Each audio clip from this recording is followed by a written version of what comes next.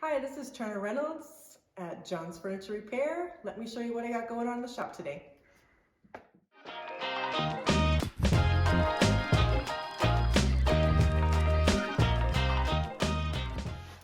So, I've been working on these super gross Barristers Bookcases, which were painted a really beautiful 50s green color.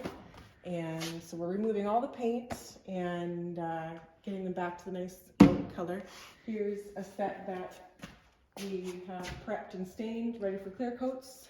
So basically we take everything apart, and because these were stuck in a garage, we've actually ended up making new backs and bottoms because they were all split apart from water damage.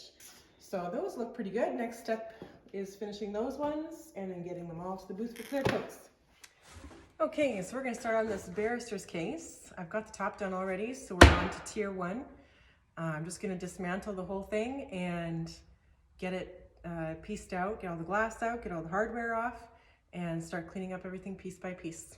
All right, let's get to it.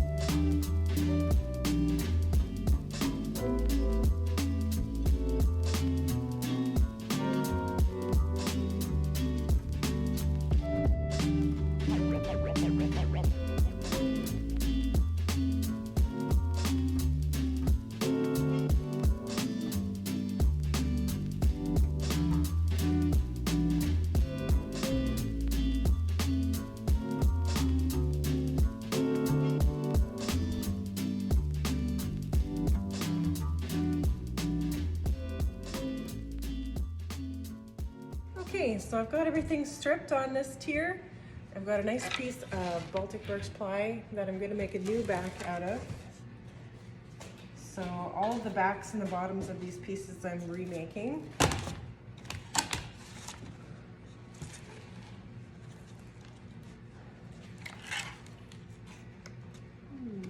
This one.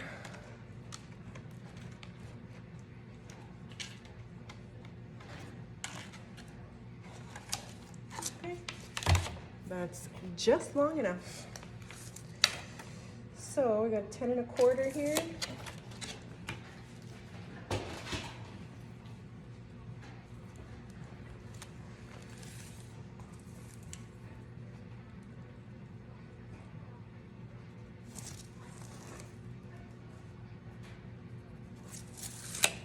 Take it over to the table saw.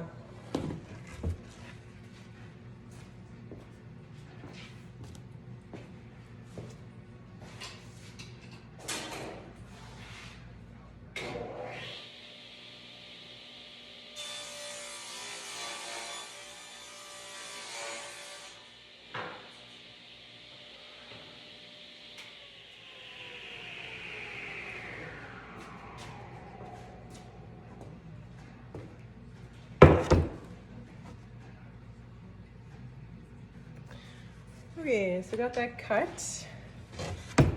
Now the other thing about these Barristers cases is you can kind of see the edge of the top, what's left of it, has a bevel-ish. And these things do fit together in the back too, so I need to recreate that bevel. And I think I'm just gonna do that on the table saw also, but it's a little bit rounded, so maybe not. It's almost like a rounded bevel. So I'm thinking of finding a router bit, because that would probably be the easiest. Then I can get every piece the same. So let's see what I got.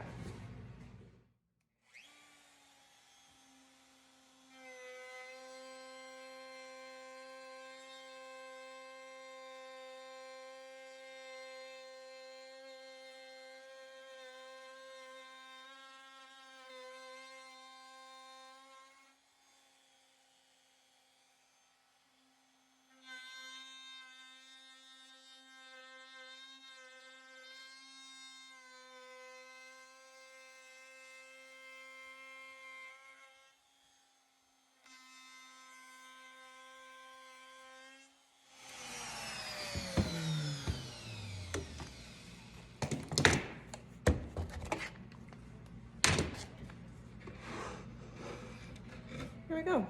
So that's one back in.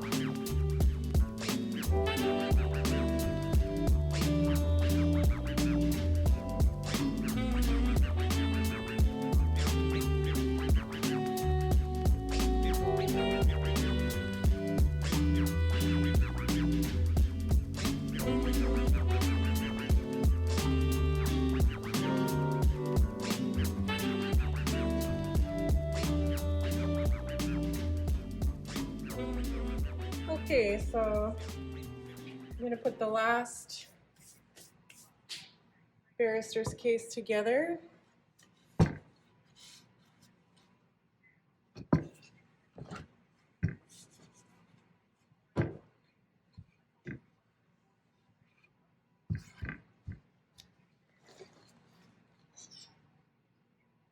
Just have the base left to strip.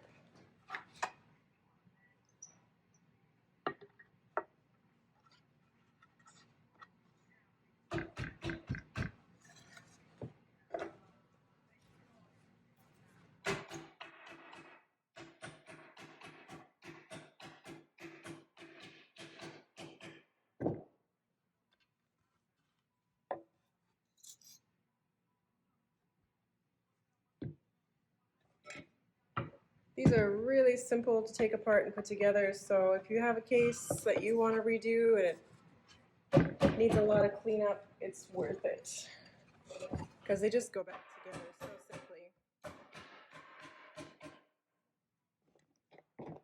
After I get my pieces nailed down, I like to tap nails 4 more times just to inset them, give it a bit more of a hold.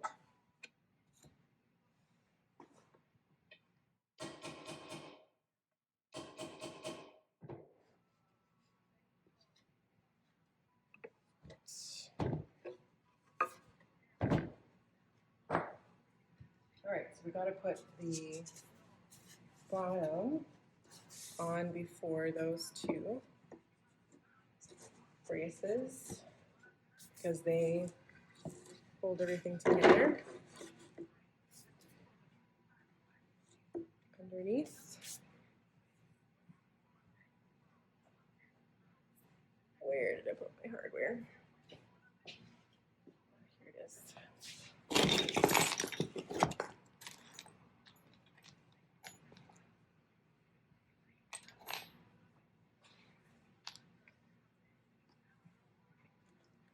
Try to use original nails as much as I can, you know, unless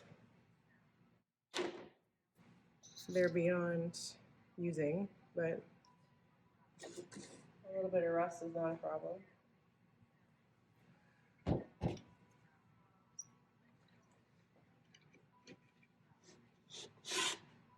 It's just if you can keep as much of the history of these old pieces as you can and preserve it for the next 100 years, the cooler it's going to be when the next person takes it apart. That's what I always think.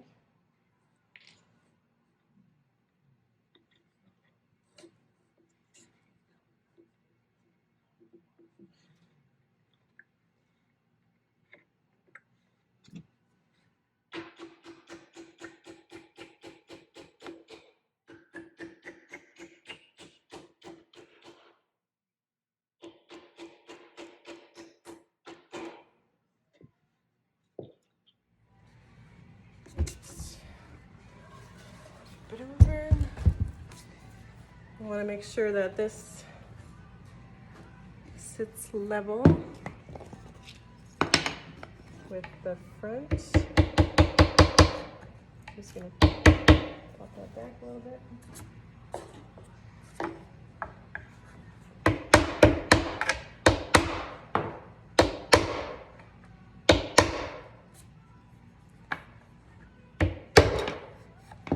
Good. Now throw a couple brad nails in it.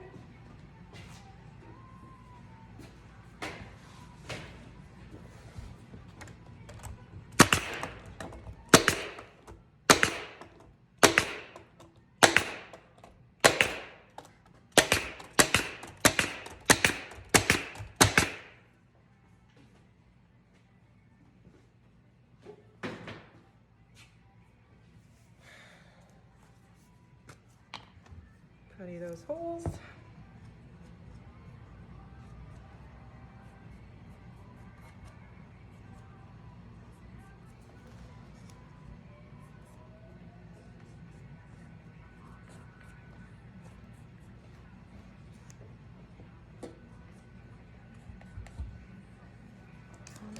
Good.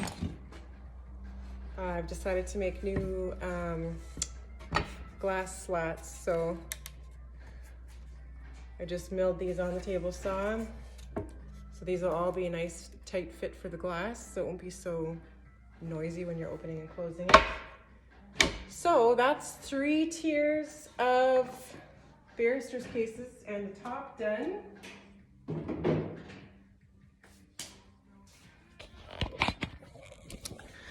You can see we've got 3 tiers here in the raw and the top. It's been done for a while. So we just have this guy to go, and he's pretty ugly.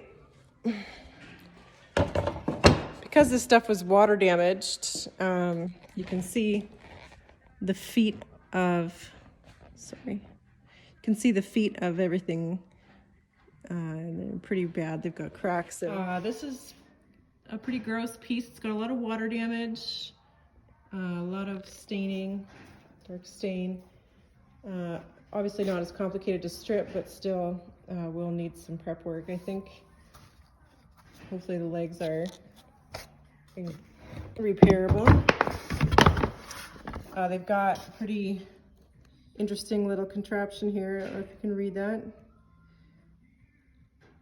Same thing as on the hardware for the cases. Patent November 13th, 1906, I believe. So that kind of dates the company. I don't know if it dates this piece. But anyways, we've got to clean this all up and make sure everything's tight and good. The legs are going to need some epoxy fill just because they've split and they won't go back together, which you can see there. Gonna need some tightening up, and it looks like their system is just a bracket that you slide the leg out of. If I get a screwdriver in here and I just loosen these, I presume the leg just slides right out. So I guess that's their really cool patent idea. I mean, I guess it's all right as long as it tightens up good. So that'll be easy just to take those off and strip them on their own and repair them on their own without having them on the case. These guys are probably doweled in or lap joint or something. So those will probably just stay on the cabinet as long as they're not too loose. This one's loose. I'm interested to see how they've got this in here. I think I could just pull it right out. Huh. Take a look at that. So I've just made a giant mortise and tenon piece here. So that'll be easy to fix too. Maybe I can get this other one off with a little bit more coercion and reglue those so they're all tight.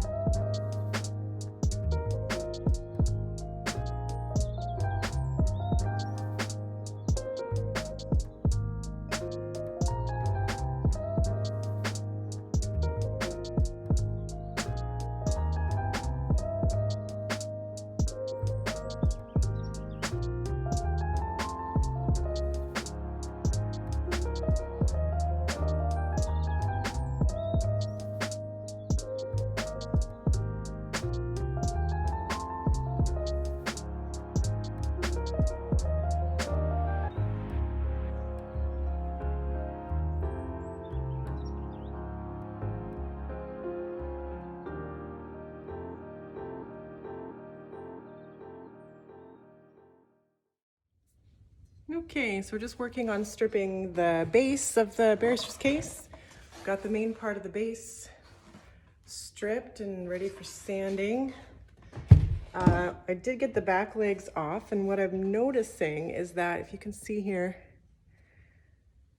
a lot of the wood is really soft and punchy, kind of spongy.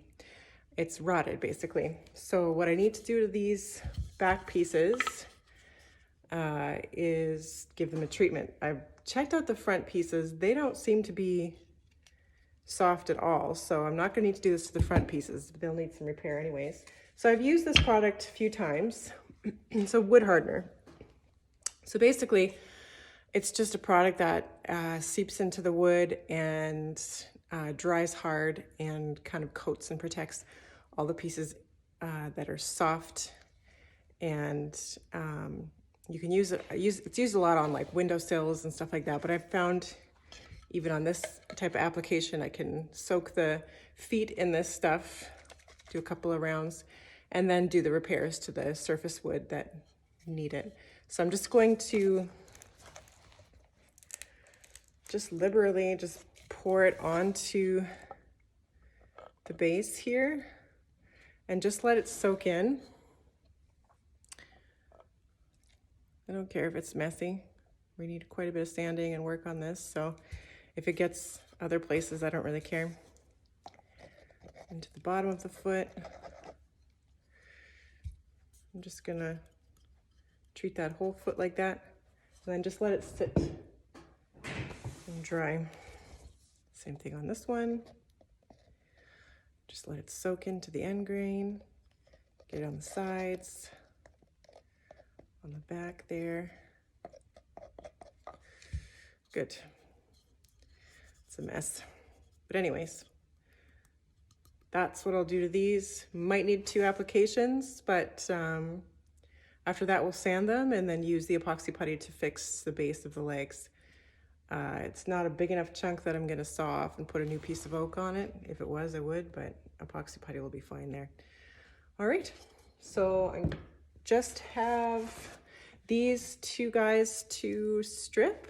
So let's get to that.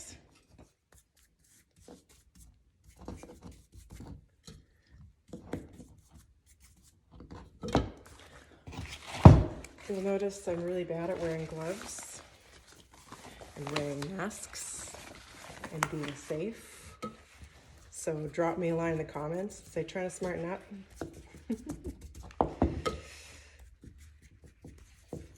It's been doing it for so long that I forget half the time. If I was a little bit more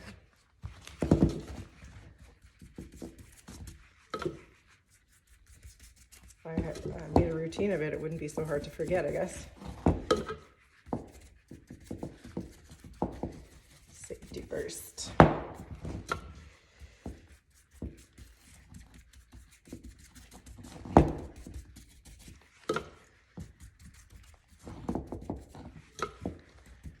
So I'm basically just gonna strip these guys and then fill all of the cracks with my Tootsie Roll epoxy putty.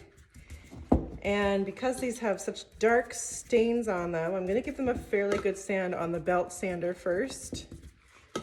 And get most of that off. If the staining is, if the legs are still looking really black, then we'll go to our oxalic acid to try to remove some of these mineral stains that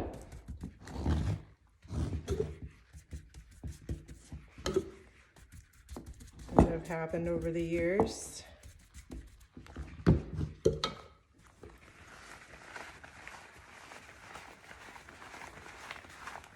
Get a bit more of this hardener on while it's sitting here.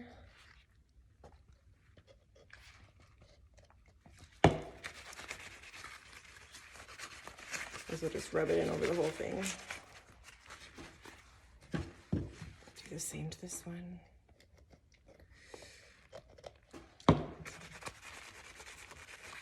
Let it all soak in. You know, I don't know if they glued these when they first put them in, so I've been debating with myself, do I glue them when I put them back in? or not. Like, I don't want them to be loose, which I don't think they would be with such a large tenon, but maybe a little bit of glue on one side just for a little bit of stability. I mean, no one's gonna be taking these legs out. So just trying to figure out, you know, do I just put them in like they did? I mean, there's a little bit of glue looking like something like glue on the inside of this tenon, but I don't know if you can see there, a little bit of something there. So I might just put a little bit on, and I mean, a little or a lot, I guess, doesn't matter. If I'm gonna glue it, I'm gonna glue it. Just have to make that decision. Basically, the bookcases go and they're put somewhere and they stay there. So I'm not sure if it really is important that they're super tight in there, but I don't know. It's a matter of principle. When I have something, I always glue it when it's a joint. So I think either way is fine. If I feel better that it's glued, maybe I'll just do that.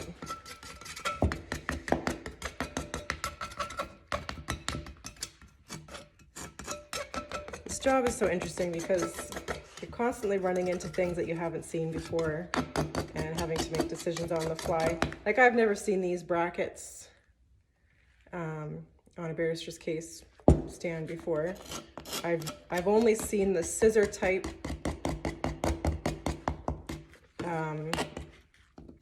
hinge for the doors. I haven't seen the gear type hinge that's on this barrister's case. I kind of like it though, to be honest. Those scissor hinges are, I mean, they work, but they're not the smoothest operating piece.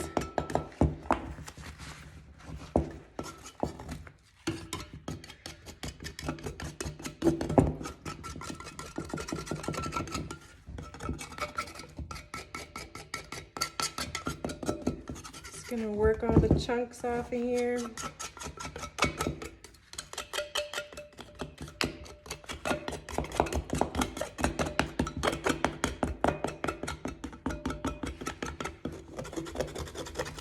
Don't worry about getting it too clean because we're gonna give it a pretty good sand, but I'll do it one more time, especially in there where I can't sand.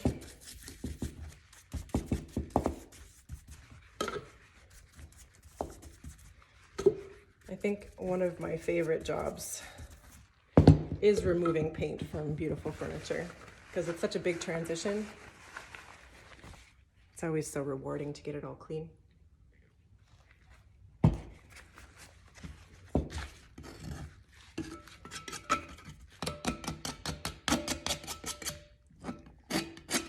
If you guys have pieces that you've stripped and revealed some beautiful wood underneath, drop me a picture in the comments. I'd love to see them.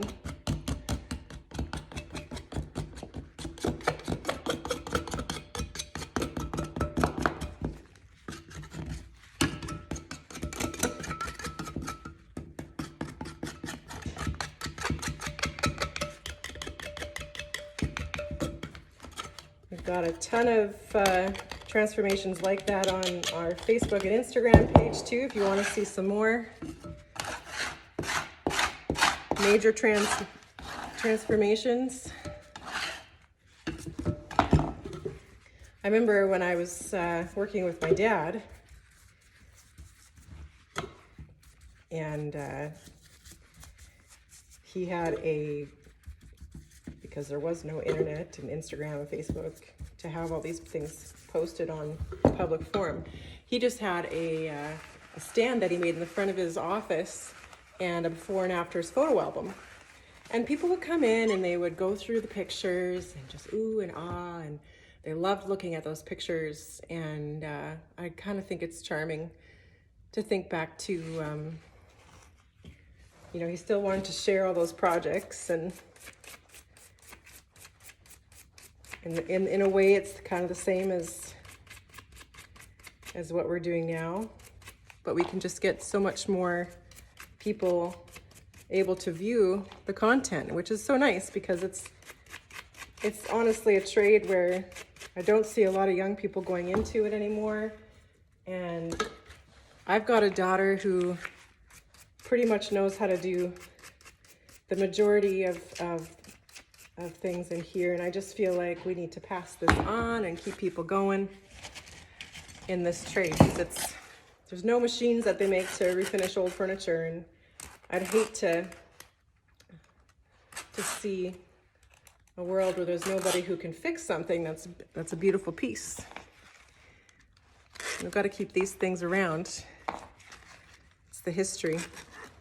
I'm in Canada, in southern Ontario, and this part of the world has an awesome history of furniture makers. We had a ton of piano companies used to build here. Baker Chair Company, Imperial, all those good furniture companies that you see on older furniture. Those companies used to be in this part of the world, and now there's really nothing. There's independent furniture guys making stuff, and they're doing an awesome job.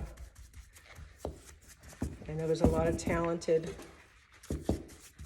makers out there, but for the most part, people are getting their furniture from the curtains or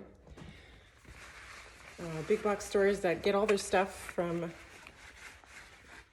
places that, you know, they use crappy materials and mainly untrained carpenters to put them together, and the methods are subpar, and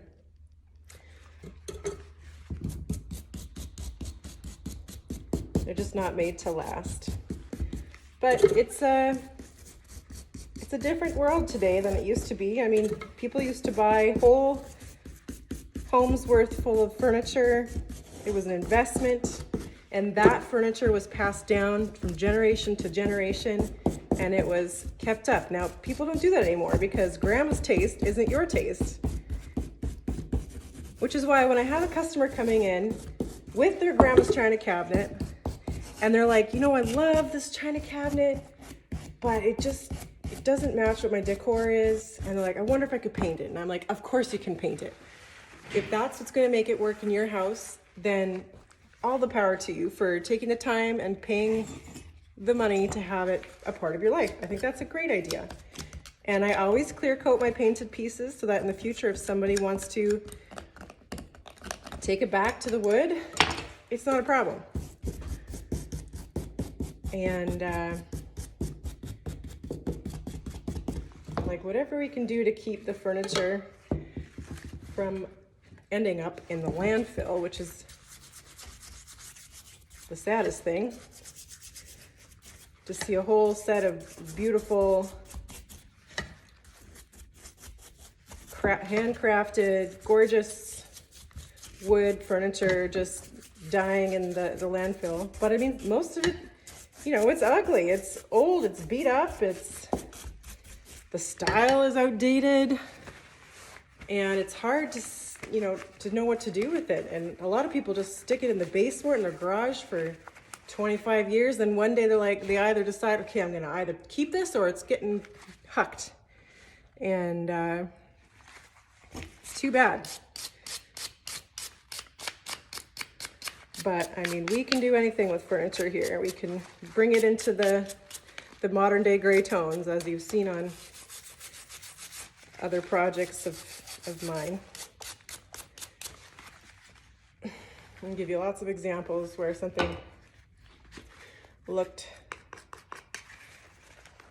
you know, just really outdated, and we're able to, through different processes, like for instance, all the, you know, orangey, very yellow, reddish furniture.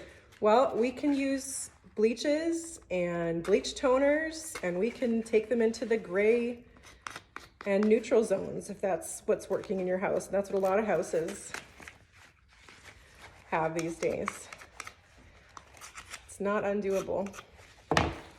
And then what, I mean, you're gonna pay some money for that, but then what you're left with is an excellent piece of furniture with history in your family that looks great in your home. And I mean, you won't break it the first time you move it up the stairs or something because it's made well. And you can't keep passing that down.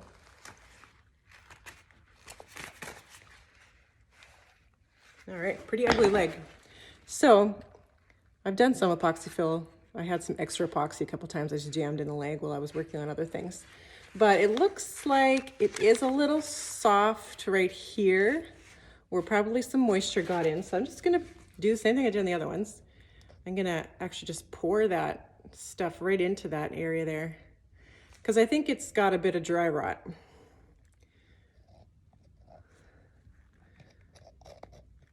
Get that in there.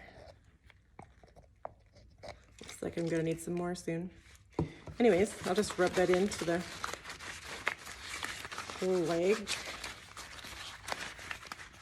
So it's not just one. The staining doesn't look too bad, actually. I think the sanding should take care of that. I'll let that sit. Clean up the other one. And fill them with epoxy, and then we'll let that dry for a bit. So I'll keep you posted. Okay, so while the glue and putty dries on the base, the legs and the base piece, I'm gonna stain the other tiers of the Barristers case. I've got the top stained. So this is a dark walnut gouty stain that I'm using. It's pretty close to the original color. And just gonna get everything to that color. I don't know if you can see back there, that's the first one that we did, and that's the same color that we used on that one, even though it's a little bit different. It was close to the same color. So we'll get going on that. Just going to pop these slats out to stain them.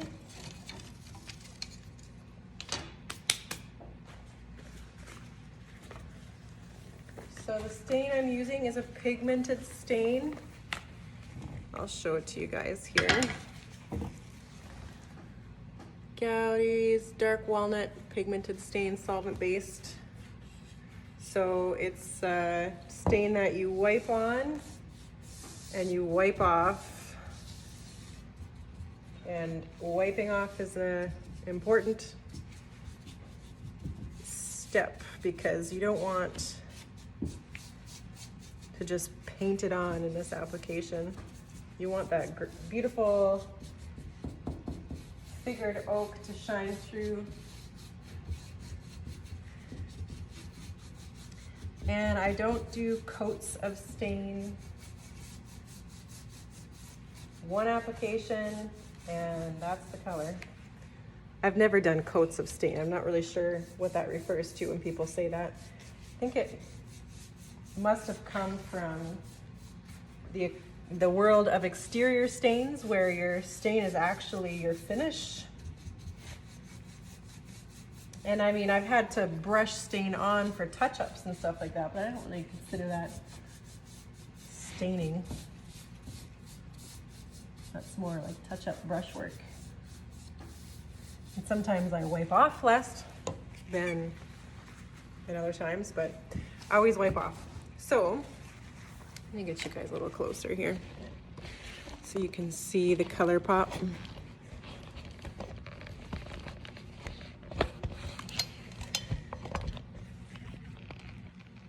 There we go. You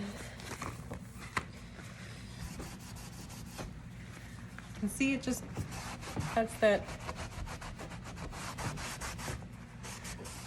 nice caramel tone.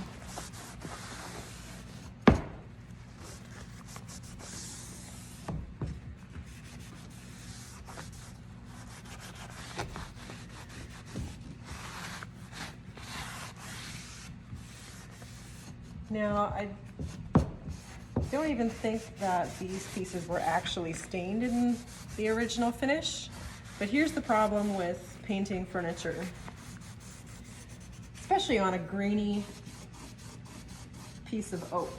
When you're painting it's definitely going to get into the grain, and you won't be able to get every little piece of paint out of the surface. So staining, not a dark color, but just staining over a piece can help you cover up and color any bits of paint that you couldn't get out of the grain.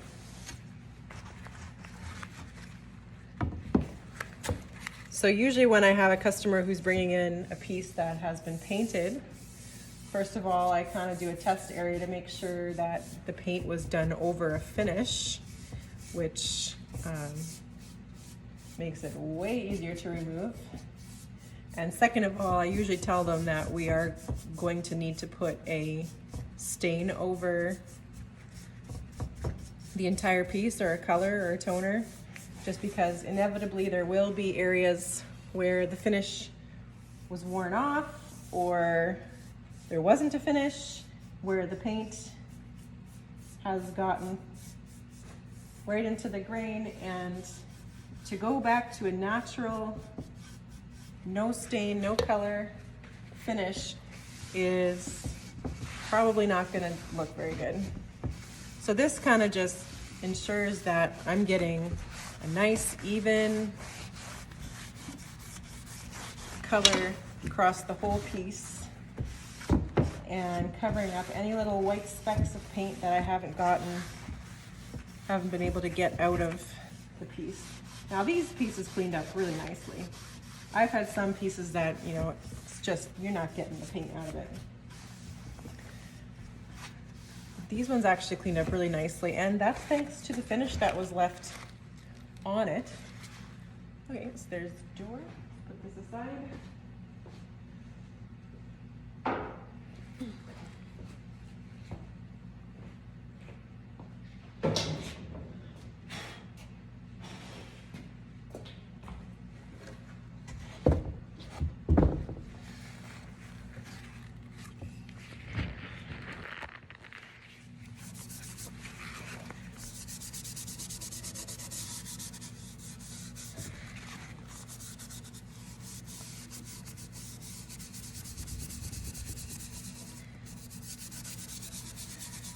Now the hardware covers up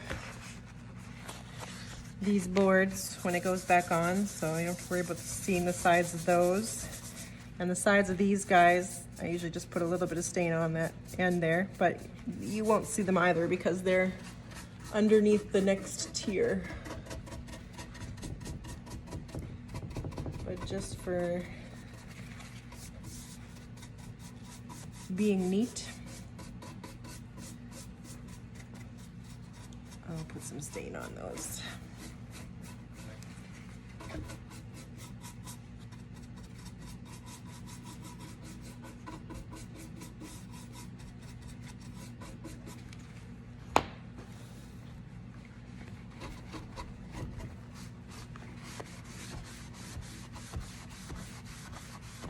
There, isn't that beautiful?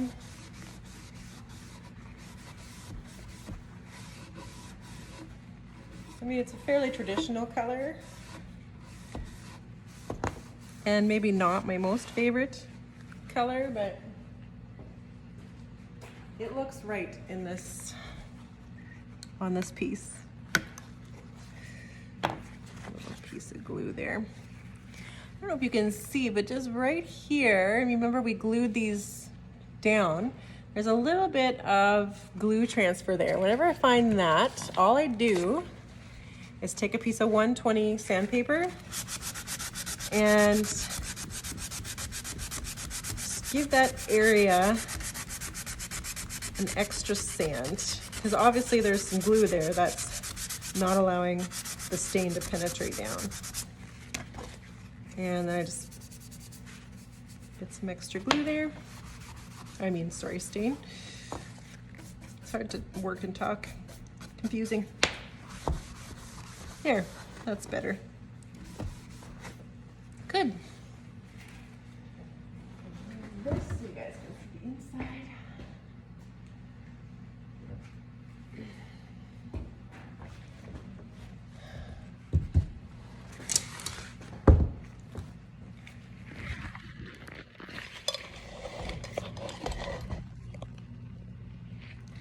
Now our birch plywood will stain up differently, but that's how the original was put together as well. So they weren't oak panels that we replaced with birch. They were always birch. So I'm not doing anything that wasn't done here before.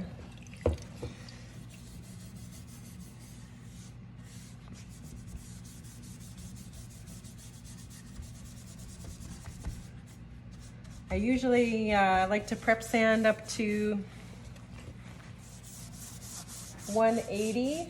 I don't go crazy with climbing up the sandpaper chain. 220 would be the craziest that I ever get, and that's usually if I'm oiling something. I like to stop at 180 because when you're putting your finish on, it's nice to also have a little bit of a mechanical adhesion with your finish, which means, you know, if you've got a little bit more of a surface that has, a wood surface that has wood fibers that haven't been burnished and sanded so smooth, you've got kind of a little bit of a hairy wood surface. For one, your stain takes better. You can get more pigment on the piece. And for two, you're gonna have a better adhesion with your lacquer or your varnish or whatever you're using, because there's just simply more surface area for it to stick to. And so I find that a lot of pieces that have maybe a blotchy or this uneven stain job, a lot of times it's the prep sanding that wasn't done properly or was sanded too much, and that grain was so closed that there was nothing for the stain to contact with, or for nothing to soak up the stain. So you don't need to sand super smooth unless you're doing an oiled finish where you're just looking to buff it up. Doesn't do you any favors in the long run. It's just extra work. Nobody needs to sand more. That said, hand sanding is always necessary. Never finish a piece with the palm sander unless you like little swirly marks in your piece.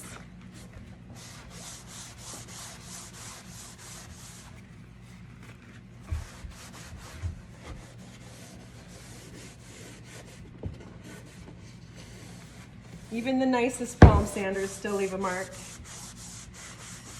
I've got a really gorgeous, my favorite tool in the shop is my palm sander, my Festool palm sander, and it has excellent dust removal from the pads, so it doesn't create those swirl marks like a lot of other sanders do, but it still makes some of them. And you know, even if I do go up to a 180 on my palm sander, I'm still gonna run a piece of sandpaper with the grain, because it's a real pain in the butt when you go to stain, and after you have the stain on, you realize that your entire piece looks like garbage with swirly marks from the sander, and you have to sand off the stain because you need to sand the piece more.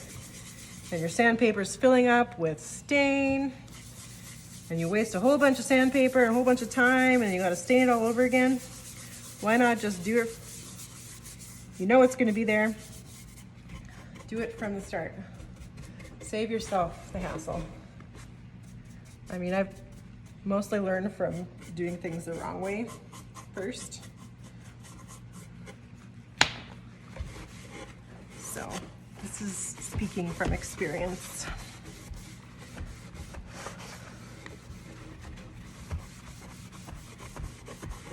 Good.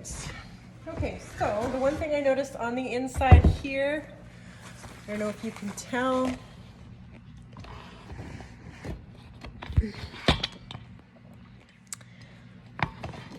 too well. Yeah, that's a good shot. So see here, this is where my putty hole was. And you can see around it, there's like a area where the color's not sticking. So obviously, I didn't sand that enough. So I'm just gonna go back, sand it a little bit more, add some stain.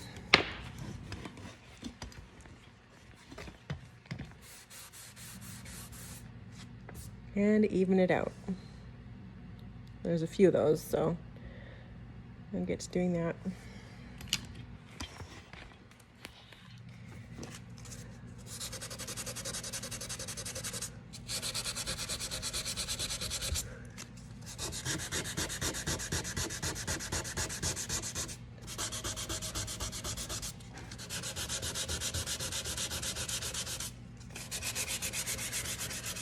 And this is so easy to do on plywood.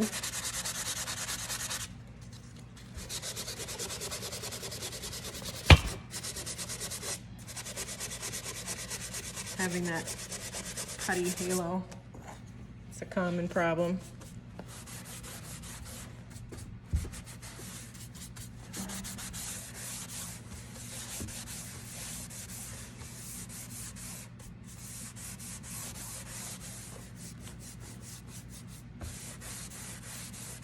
Good, that looks better. I'm just gonna remove some of the color. I'm gonna use a little bit of Varsol on my rag.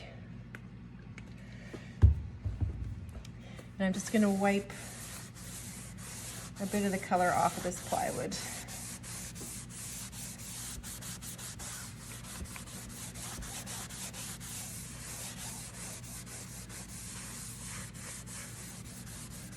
Good. Might tone a little bit in the booth, but I'm okay with that. It looks pretty good. All right, so first tier, looking good. The plywood looks pretty terrible on camera, but it doesn't look that bad. But it does need a little bit of color touching. All the oak looks really good. So we'll use some toners to even that out in the booth and get it looking a little bit more even. But for the most part, I'm okay with that. So I got 2 more tiers to do here to stain. I'll show you guys a closer look up at the other one that's all stained up already. So not a figured oak, it's just a regular oak piece. It's a little bit different. And we had to make new backs on this one as well, and new bottoms. So you can see those are all stained up inside there. All right, so I will get to staining the rest of this guy. And keep it updated.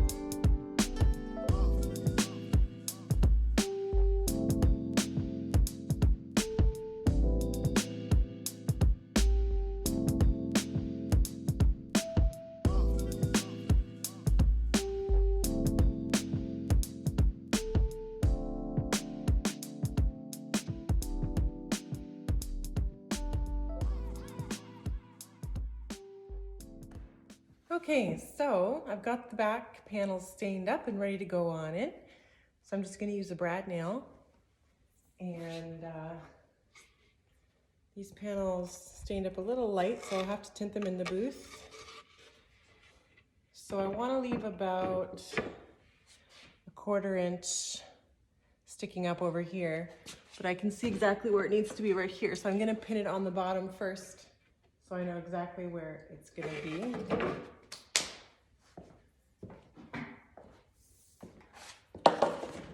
So I'm just going to line it up where I want it on one side. Give it a tack. And then the other side. Good. So I'm just gonna recheck up here to make sure I've got it even. If not, I can adjust it at this point. About 3/8 on that side. Yep, so that's good. So I'll just tack it the rest of the way.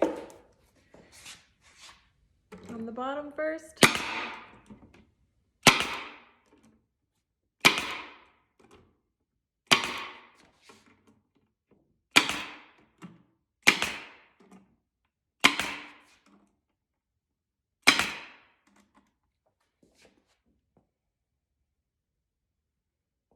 Yep, that looks good. A little bit more pressure here. And then we'll go up the rail.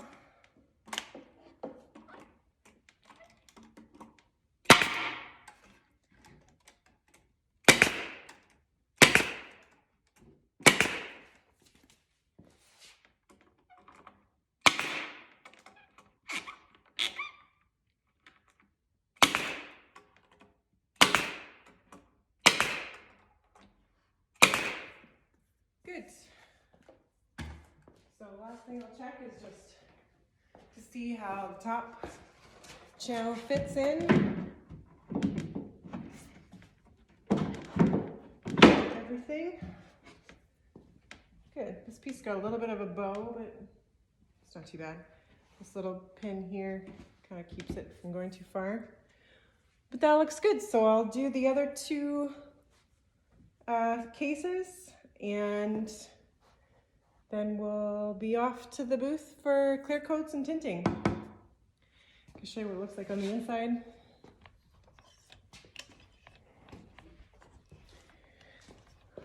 Doesn't look too bad in there, actually. All right, we'll get to it.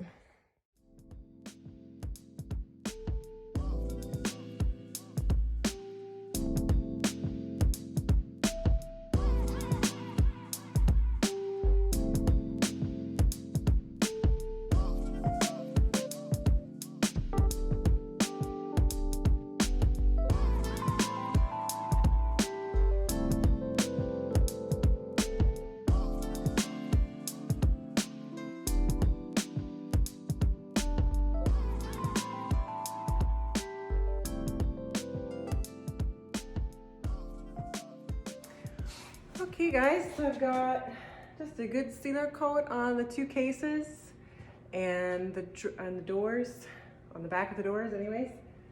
And I'm not going to spray them together, smushed together like this for the whole time, just for the first coat, just to get them all under sealer. And get another coat on the door backs tonight so that I can flip them over tomorrow for the other side. And I'll do a little bit of color touch up on the plywood inside here. It looks all right, but it could be better.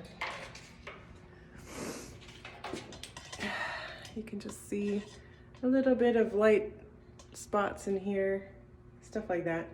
So we'll color that a little better, just so that it kind of fades away. It's funny that this guy had both of these, but they're definitely not part of a set. This plywood stained up a lot nicer. Don't ask me why. Anyways, so these guys dry for a bit and get those arranged. And I'm gonna put one more coat on the door backs. And the mirror slats, the glass slats I've just got sitting in here with one nail, just so I can spray them. That's the easiest way I've found to do it. And we got the little drawer here on one side. Looks good.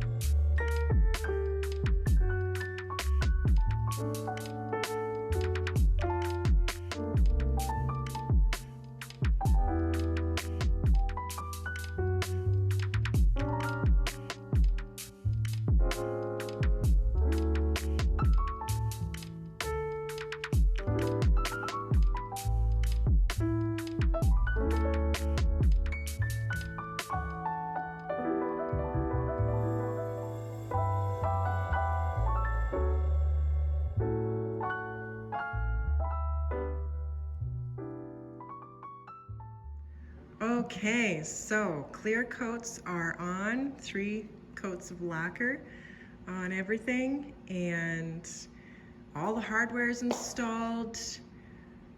We did some tinting, some toning, a little bit of buffing, and they are ready to go. What a transformation. And I'll make sure to pop up a before here. Super gross Barristers bookcases. Super gross Barristers bookcases. But let's take a close look at each one. They're a little different. So let's start with this guy. So they're both full of paint inside and out, and we completely dismantled everything and stripped it all down, sanded, prepped, repaired, the whole 9 yards. So this guy here has the gear type, or sorry, the scissor type hinge, so you can see as the door comes open, it just expands, keeps the door level in the slot as it goes. So that stuff was all covered with paint. We buffed it up. It was also rusted, so got all the rust off, cleaned up everything. So now it's working really nice. Just a perfect operation, easy to use. The other thing we did on this case and the other case is new bottoms, new backs, and this case had a little bit more complicated back with a longer groove that we cut on the table saw, which was more of a pointed groove that fits behind each piece, so cuts on both sides that fit together. So that looks good. This is all smooth and buffed back here. Even the back gets treatment. And the base is different on this one than the other one. It has a little drawer. So we clear coated the inside of that drawer. There was a bunch of molds. That's all good and working. There was one piece of glass that we had to replace, and this one here, all the hardware on the sides, if you remember, was all painted as well, so that got stripped and buffed up. I like that it's still got a bit of character, a little bit of rust spots and stuff that come through, so there's still a lot of age to the piece. It looks good. We added a little bit of extra dark walnut toner just to even out a few areas, but that one turned out awesome. This guy here, the figured oak piece, you can tell the wood's a little different than this oak. I think this is a more beautiful piece than the other one, but they're both nice. If you remember, we stripped these and they had a weird patina pattern of a squiggle, which you can sort of almost still see here. I decided that looked cheesy, so we just buffed those all down. These are copper, those ones were brass. We also had all the hardware inside. So this is the gear type hinge that goes on this case. So it's a little gear that runs in that track there, and it's held in by that bar up top.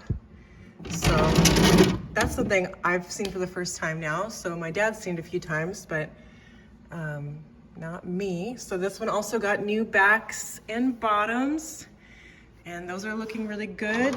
Got little handles all shined up, such pretty little handles. This one had all its glass intact, but we made all new glass slats on the inside so that the glass is not wobbling around in there. It's all nice and firm. So it's kind of just broke into a bunch of pieces. This one does not have a drawer, but the base was in pretty bad shape. You remember the feet were all water damaged and stained. So those are looking awesome now. Looking really good. We did glue in those back feet, so they'll be solid.